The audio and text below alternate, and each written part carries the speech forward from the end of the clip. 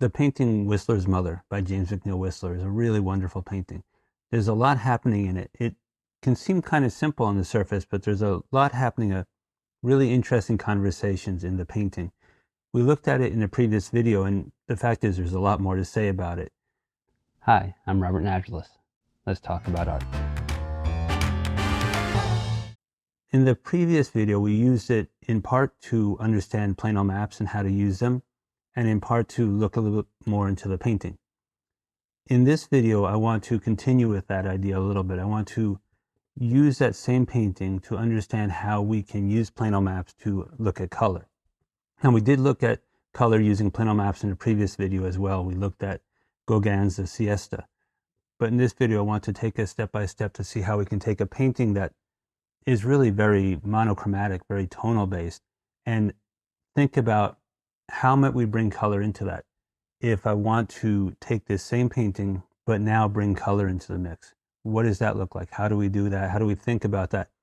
And how can we use this idea both to think about color in our own paintings and think about how different artists are using color in their work to get a sense of the thought process, the possibilities, how we can really play with this. We can make really large changes very quickly, very easily, to ask questions, to wonder, to say, hey, if this were a very different color, a color that's perfectly reasonable, perfectly possible, how would that change the whole feel and the whole sense of the painting? As an example of this, in The Siesta by Gauguin, we can see that there's this garden on the left side, and if the garden is in a simple planal map way, but if the garden is similar to the original color that we see in the painting, if it's a reddish yellow, this color leads towards that woman on the left. If, on the other hand, we take that same garden, that same area, and we make it, instead of a reddish yellow, we make it, let's say, a greenish blue.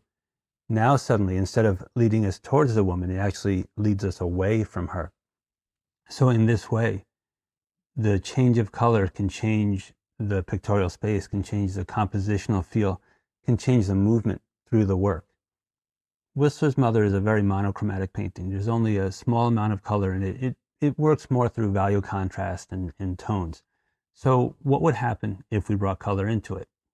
How well would this composition support a colorful feel? We can use this same technique of planal maps to ask questions about our own color compositions. What colors and spatial relationships do we want? How do we control the space and the color? In this case, let's use a much more colorful painting that was painted at a similar time. Whistler's painting is from 1871.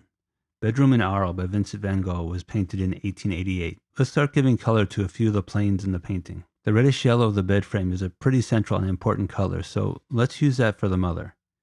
Let's use the blue of the wall for the curtain.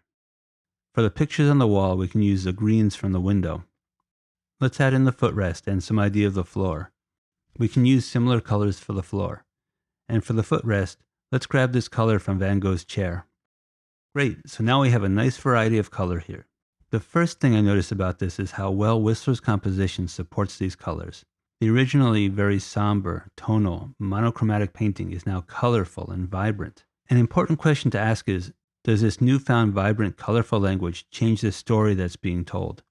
Certainly it changes how it's told in that it's much more colorful and vibrant, but does it change the fundamental story itself?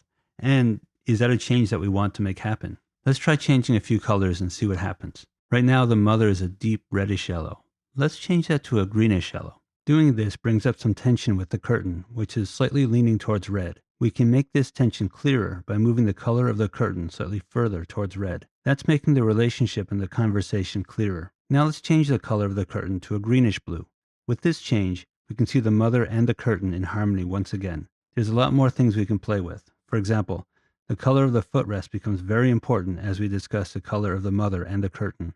We can choose colors that either harmonize or add tension to the relationship. The color of the frame on the edge of the painting can also provide some creative opportunities.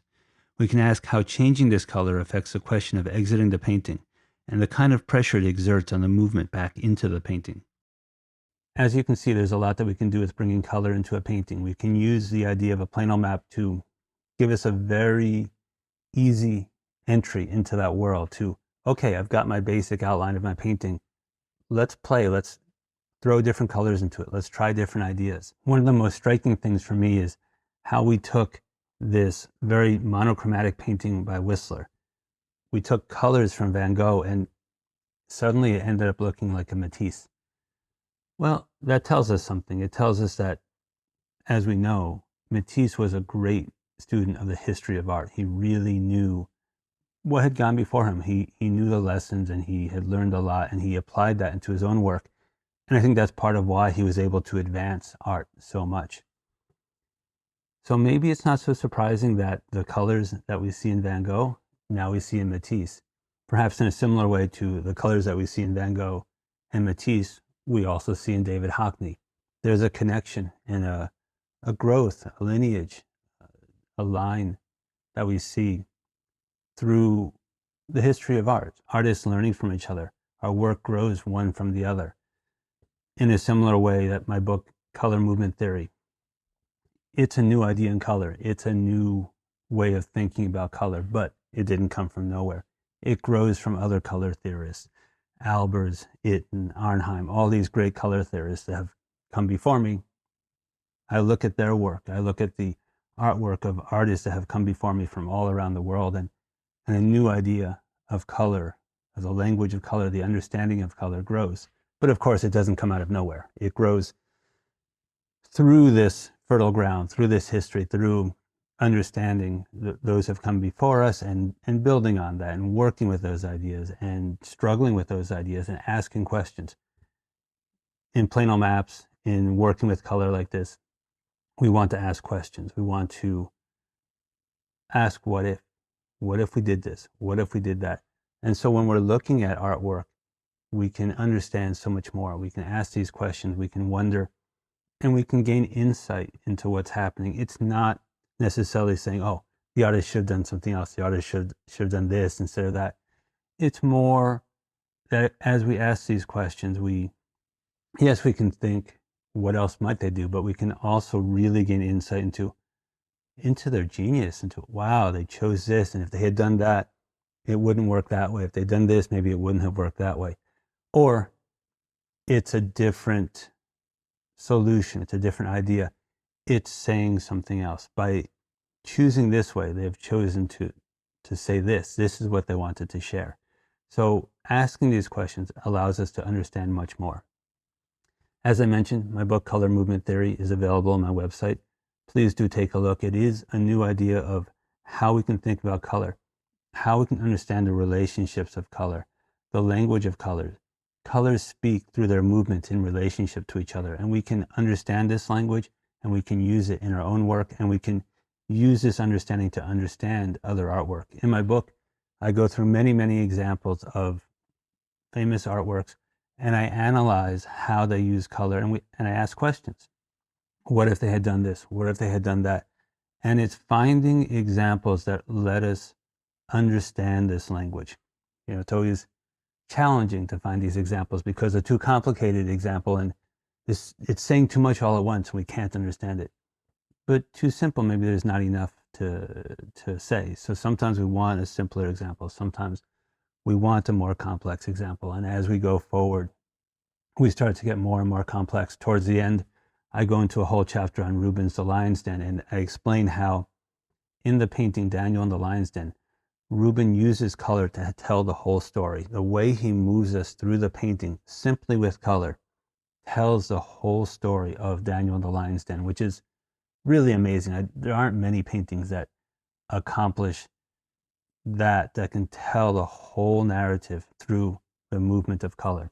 So I hope you will take a look at the book. I know it's been a very useful resource for a number of my students. I've really seen an incredible amount of growth from students who've really worked through the book and developed their understanding of color and developed their own use, their own way to speak through color. Thank you very much for joining me in this video. Please do like and subscribe. It's very important and I appreciate it very much. And I hope to see you again soon. Thank you.